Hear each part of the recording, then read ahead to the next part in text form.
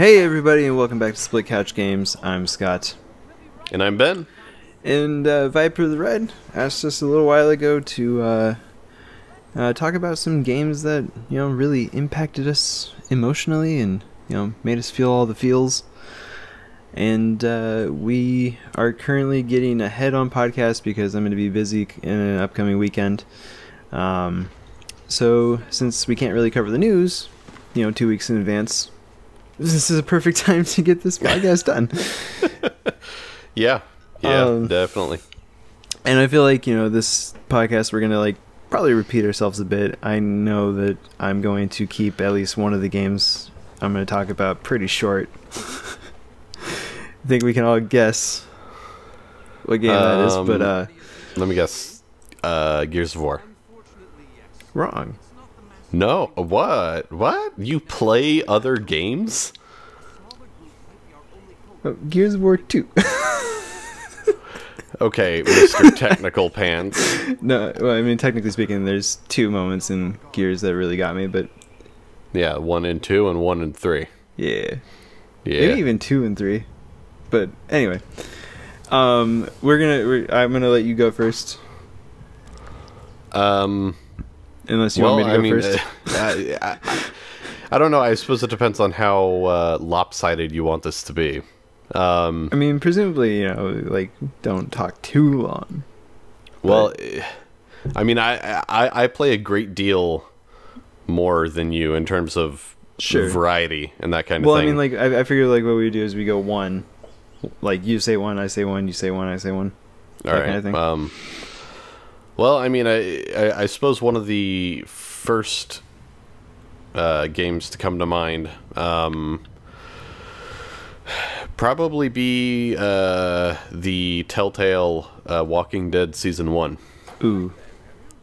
Yeah. All right. Just because, and I suppose before we get too far into this podcast, since we are talking about emotional moments in games, it's going to be rife with spoilers. So I forgot to mention that. Spoilers! Yeah. If there are any particular games that we mention, we're obviously going to mention the title first. But if you don't want to hear the spoiler for that, then maybe skip forward in the video a bit or something, or just deal with the fact that something's going to get spoiled. These are all probably pretty old games. Let's say we're not going to talk about anything from the last 2 years. So no Witcher for you. No Witcher 3. No. Do you realize how old Witcher 3 is? Is it 3 years old at this point? Basically, yeah. I'm fairly certain. No. Because you remember, I got it when you and I were working together. We're going to say anything... I think The Witcher is recent enough where we don't need to talk about it. It's...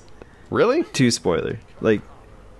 Because like you said, it's a long game. You just finished it, right? Well, yeah, but that's because I'm doing everything, and I've also had multiple months of breaks in between. Most people finish this game a long time ago. Yeah, but I haven't. Well, too bad. It came out in 2015. It's on sale right now. I might do it. In 2015 was 2 years ago. Yeah, but it was May 19th, so I'm safe. I'm talking about it. Deal with it. All right. If you don't want to hear anything, then plug your ears or something, and I'll wave at you in the camera when we're done. That'll be a great podcast. Scott just doesn't say anything. Anyways, Walking Dead Season 1. I feel like the strongest moment in that was obviously the ending, because one of the main characters, the character that you play through the entire thing, ends up getting bitten. There's even a part where you have the choice to cut off the arm, at the elbow, I think, to try and prevent the infection from spreading, but it doesn't. And then I can't quite remember, but I think the little girl that you're protecting this entire time, you make her shoot you or something like that. And it's just a train wreck of emotions that happen during that part. And I mean, the entire series, or first season rather, is pretty emotional. Like, there are a lot of like key moments where you're like, you know, oh crap, like did not see that coming. But yeah, it was definitely a good one. Yeah, so, that's may have teared up a little bit. I mean, I imagine so. Like, cause I haven't played, like, I've dabbled in The Wolf Among Us, and I keep meaning to go back and finishing that. So like, I know how good like Telltale games can be. Yeah. Like, I think I played like the first episode and a half of The Wolf Among Us. Yeah, like, and like from what I hear, The Walking Dead season 1 is one of their best. Yeah. And like, I know Clementine is the girl that you're protecting and everything, and like the way they do it, like, you really become connected to the characters, and it's like they, like, however like true it is, like, they make it your story as much as possible. Yeah. And I can definitely completely understand how that would make an emotional reaction. Anytime that like a game kind of makes you do something that you don't want to do, yeah, but you have to do it because it's a game, I think that's an incredibly powerful thing, and that's something that, you know, video games do that other media don't. Like, everything else is a very passive experience, but you know, in this, you, like, when it's a video game, you control the characters and you have to do it. And like Telltale games in particular, it's a very like, it's a slower process to get those done. It's not just like run around and shoot people. It's a build up, and it's a, you know, slow release there of that tension.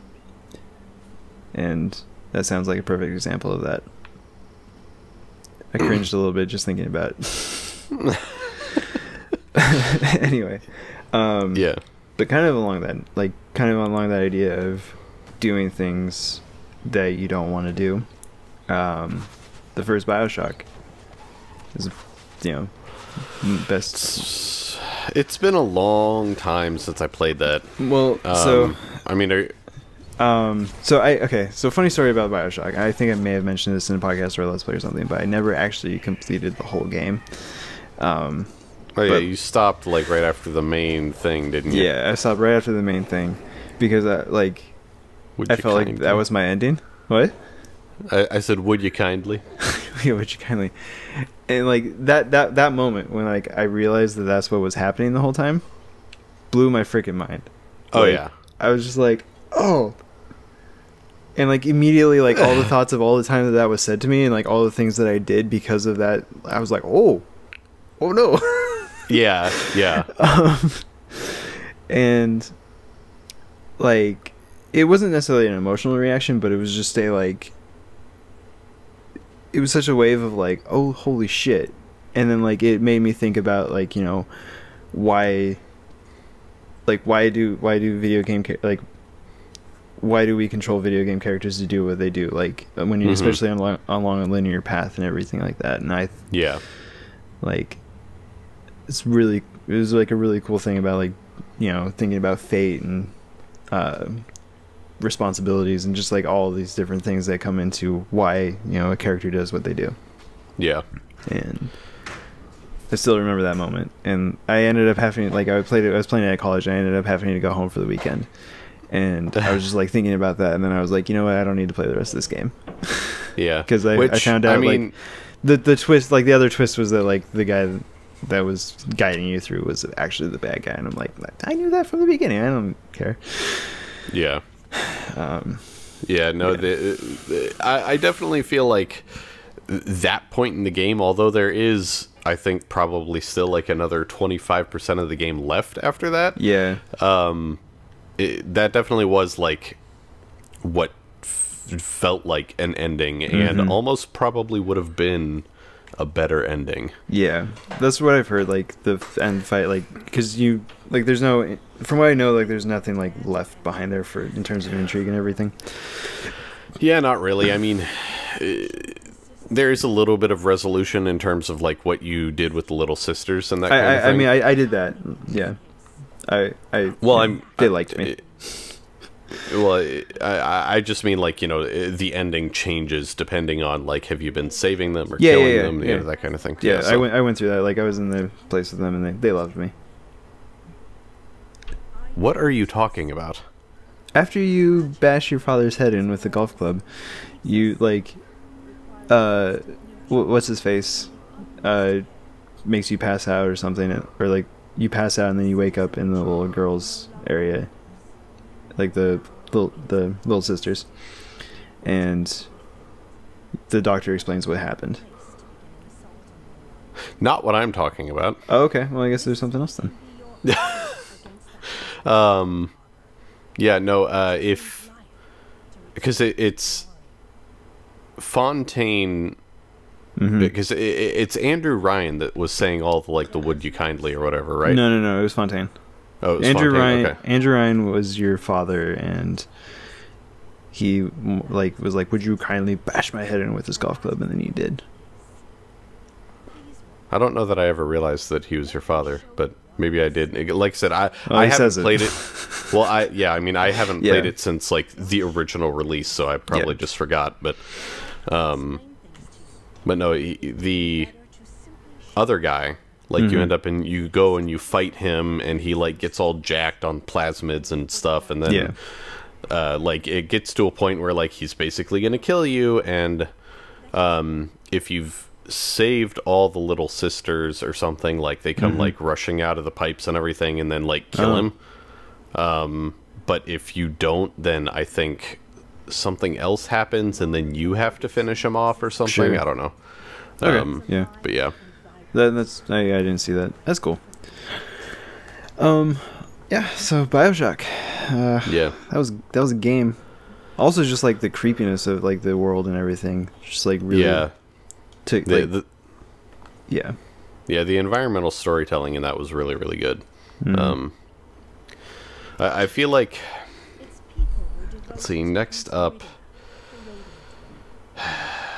I'll talk about The Witcher, but briefly, and I won't spoil anything, but only if you promise to play it. It's on sale right now. I'm thinking about it. Promise. I promise. I'll play it. Okay. So The Witcher had several moments. Most of them were just like shock and that kind of thing. The specific ending that I got was, again, a combination of shock, but then after, like, they finished telling all the stories, giving you all the details and everything, I actually felt, like, really satisfied and happy with the ending and everything. But all throughout the game, there are just moments of, like, hey, you know that decision that you made, like, about 10 hours ago? It matters now, and this is happening. And I had a lot of choices come back to bite me in the ass. You know, I had a lot of situations where I thought I was making the better decision, and turns out I may have, like, done a good thing for, like, these people over here, but then it resulted in a bad situation for this over here.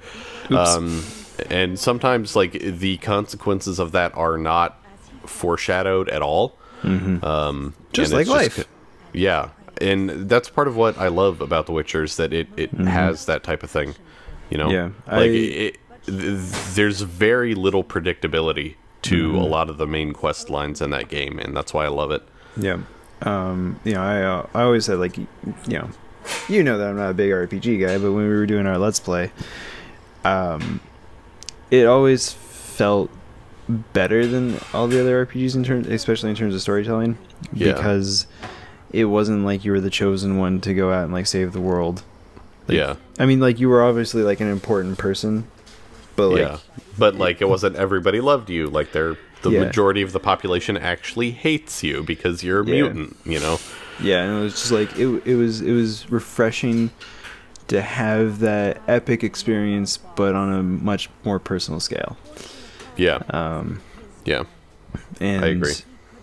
In that, and, like, in the way that they, you know, it's not like Mass Effect or like Dragon Age, I assume, where it's like, well, here's the good choice and here's the bad choice. The blue, in blue and then in red. For the older games, yes. A lot of the more recent entries in those franchises have been... I don't really know how to describe it. More gray? Because, well, ish. Okay. But it's not even like here's a choice and it has a good and a bad result. It's more of a, like, there are a lot of choices that end up just not really mattering. Like, they have a story impact, like, immediately, almost. Yeah. Well, but then, like, beyond that, it's like, oh, you know, like, if you decide to, you know, screw over the Krogan or something, like, Rex might be... Yeah, like, Rex might be mad at you for, you know, one or two dialogue instances, but then after that you're best buds again, you know. Yeah, that's kind of what I meant in a way. Like, yeah, but also like you can predict the outcome. Yeah, like based off of the color of the choice, basically. Like, you're like, okay, well, someone's gonna get mad at me for this. But like in The Witcher, obviously, like you know, move along, like, and then, oh shit, oops. Yeah, yep. But yeah, I mean, I've been meaning to like go back and kind of just like play it as I'm like maybe like watching a podcast or something, and like, you know, pause the podcast during dialogue and stuff. Yeah, I mean, I highly recommend it, and I'm saying that to you as like, I know you don't like RPGs. Well, I mean, and like part I of enjoyed that is it because, well, I mean, part of it is because I feel like Witcher plays out more like an action game than it does an RPG. Well, yeah, I mean, like my dislike of our Witcher playthrough was that like I didn't get to like explore things on my own. Like, I had you sitting there telling me what to do, which, I mean, was what we needed to do, or else it would have taken for fucking ever. Yeah, it would have been like episode 40 before we got out of the starting area. Yeah. So like, yeah, but like with that game, like, I kind of just, you know, I want to pick it up and play it when I have time and stuff, and kind of do my own thing and try to get my horse places that I can't get, like, you know, up the fucking windmill. I want to go on that windmill. Good luck with that. But yeah. Anyway, so I'm gonna cover two games. I'm gonna cover Gears of War really quick, and then I'm gonna hop into another one right after. All I'm gonna say is Gears of War 2, when Dom has to kill Maria. I was Maria. Like, fuck. Anyway, I'm gonna ignore that. He kills her, and I was like, oh shit. And like, I know like a lot of people are like, you know, they make fun of Gears because, you know, hulking guys with speaker nipples. Like, it's, but like, my personal story with Gears is that like I played the campaign a bunch because I didn't have Xbox Live at the time, and I would always like bring someone over like, here, come check this game out. And like, you know, I played through it like 10 times. You know, my dad and we played through it, and it was just, you know, such an important game. Mm-hmm. So when that moment came for Dom, I was like, you know, I felt like I was invested in the characters more than probably, you know, 98% of the people in the world. Yeah. But I shed a tear. I was in high school, and I was like, oh, okay. Yeah, I feel like that is kind of how I am with Halo. Mm-hmm. Because, I mean, when the first Halo came out, obviously there was no online multiplayer. Mm-hmm. And I just primarily played the campaign a lot. You know, I got really good at the campaign. You know, good enough that I could beat the last level by myself on Legendary in like 30 minutes or less. Mm-hmm. Which, I mean, that's not like a speedrunning record or anything that. But like, for a kid that is like, what, maybe 12 at the time, like that's pretty fucking good. Mm-hmm. And I can definitely understand how that was more impactful for you, because I mean, like, when Dom dies in Gears 3, oh man, like that part got to me. Yeah. But when he had to kill Maria, like, it didn't really bug me that much, because like I kind of saw it coming. I was like, you know, they're gonna find her and she's gonna be like, you know, half dead or something. I didn't know that. Like, I didn't know that he was going to have to do the the deed. But I mean, I kind of saw that coming, and but yeah, I mean, like I said, I can understand how it might impact you more, because I mean, like, there are a lot of people that when Halo 4 came out and you basically, you know, kill Cortana, like, that like really got to me. But I've like, Halo was to me what Gears is for you. Yeah. So I wanted to care about Cortana dying, but I knew that she wasn't going to stay dead. So like, I mean, so did I, because like, she's kind of a staple in the franchise, but it was just kind of one of those things of like, you know. But I did appreciate that Master Chief had to do it. Well, yeah, and I mean, like, the stoic silence at the very end, like when he's talking with the guy that I can't remember his name now. Oh, not the librarian, go, keep talking quickly. But no, like at the very end, like when he's talking, you know, like on in front of a window or in something like that. No. I'm talking like at the very, very end when he's talking with the one guy from the UNSC. Yeah. Shit. UNSC. From the Forward Unto Dawn series. Yes. Lasky. Yeah, I believe that's. I think that's his name. Yeah. But no, so when he's talking to him, I forget exactly what Lasky ends up saying, but, you know, he says something that essentially echoes what Cortana said to him when he was dying, or when she was dying, which was that, you know, like, you know, you're a human, like, you know, be a person, like, live, like, don't just be a machine. And like, he says that, and then Master Chief doesn't really respond, and you know, Lasky walks away, and like, just like that stoic silence, like you can almost feel the pain that he's going through. Yeah. And again, like, that was probably more impactful for me because, you know, it's like I love the heck out of Halo, and I read a whole bunch of the books and everything. So like, I had more of like a mental relationship with Master Chief and Cortana as characters. And you know, like, for that same reason, that's also why, like, I wasn't a huge fan of how Blue Team interacted in Halo 5, and I wasn't a huge fan of Halo Reach, was because like they completely go in contradiction to the previously established characters in the books. Sure. And I mean, you know, we can argue about what counts as canon at another time, but yeah. No, I completely understand. Like, I mean, like I've said, I enjoyed Halo 4's story a decent amount. I felt like it was short. Yeah. But like, outside of like what they presented was good. I enjoyed it.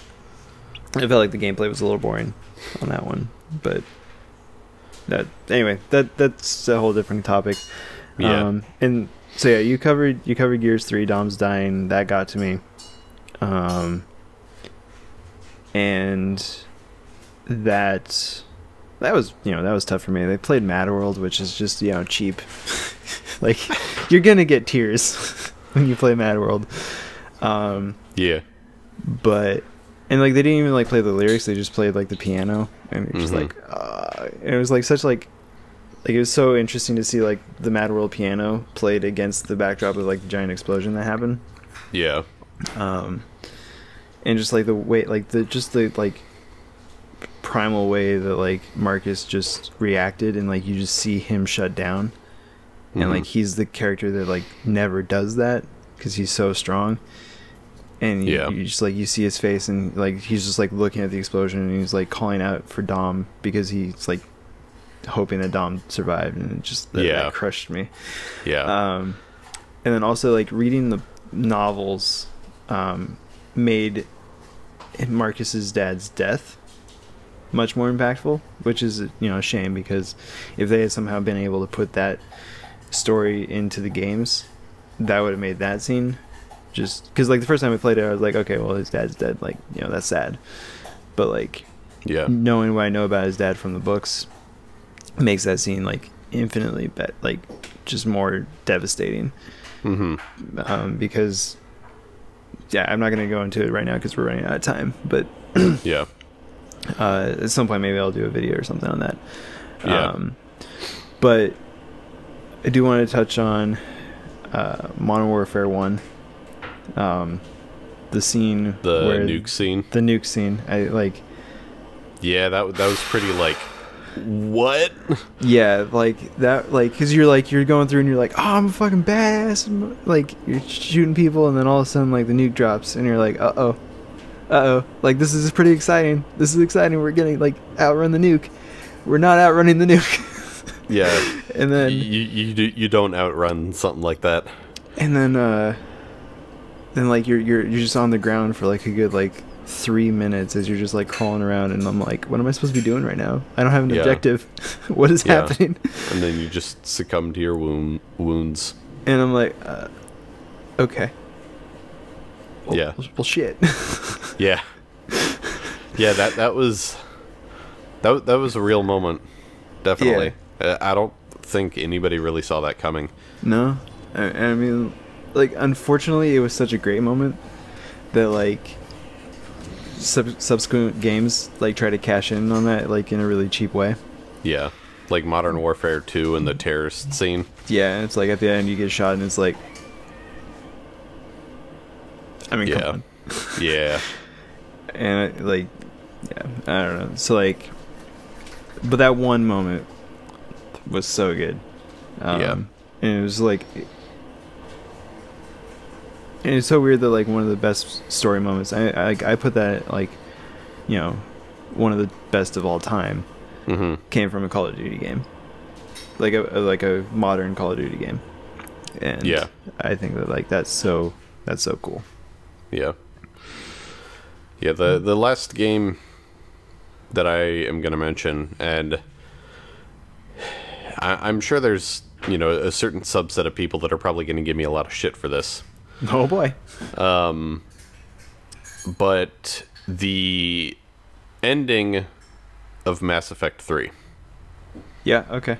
And I say that, and I want to, you know, like, predicate this with the fact that I didn't get to the ending before they like patched and released like the extended ending. So when I got to the ending, like I had the extended cut basically, which I know that for some people it didn't really fix it, but I felt like it kind of tied everything up nice and neat for me. But the main reason that was impactful for me was just simply because although it was like the ending as a whole is, you know, kind of contrived and that kind of thing, you know, and it is kind of dumb that, like, you know, it boils down to, it's like, well, you know, all your choices boil down to another choice, and then it doesn't really change a whole lot, especially with it being the last game in, you know, that series. But the part that really got to me was just simply, you know, like a lot of the flashbacks, and then like seeing your crew members like at the end and that kind of thing. You know, because although I did play as a femshep and everything, I didn't really have like any one true romantic partner that I kept through the series. Like I didn't, you know, like romance Liara and then keep that going or anything. Like I think it was like, I can't remember who I romanced in the first game, but in the second I did Thane, and then in the third I did Trainer, who's like your secretary type person on the Normandy. But, you know, like, I had, like, you know, become, like, best friends with Garrus and everything, and, like, there were just, like, a lot of connections that, like, you know, in the moment, it's, like, this, like, culmination of all these, like, relationships, and just, like, seeing how everybody reacts to the fact that, you know, you are now dead. Yeah. And I feel like that moment is probably mostly impactful because the Mass Effect experience for me happened over, you know, so many years. I feel like anybody going, like, if they went back and just, like, played the trilogy start to finish now and did it, like, all in a month, it probably wouldn't be as impactful. Yeah. But No, for me, I get like, it. yeah. I mean, for me, it was just definitely, like, a, you know, like, these are all my, you know, like, friends and basically family, and Yeah, no, I get it. So we're passing the 30-minute mark. There's a couple of, like, games that I just kind of want to rapid fire out there. Like, we don't have to, like, discuss them too much, but, like, Alan Wake definitely got me. Not necessarily an emotional, but, like, it stuck with me for a long time, so I have to mention it. Yeah, I mean, it is a great game. Yeah. The ending of Assassin's Creed 2, where I'm trying to remember what that one was. that was the ending where Ezio is talking to Minerva or Juno. I always mix them up in my head. Yeah. And then she turns to the camera and says Desmond, and I'm like, what the fuck? Yeah. Yeah, that was a moment. Also, Assassin's Creed Brotherhood, when Desmond's, like, was forced to stab Lucy. That was kind of got me a little bit. Yeah. And then there's a few more that I have, but I can't think of off the top of my head.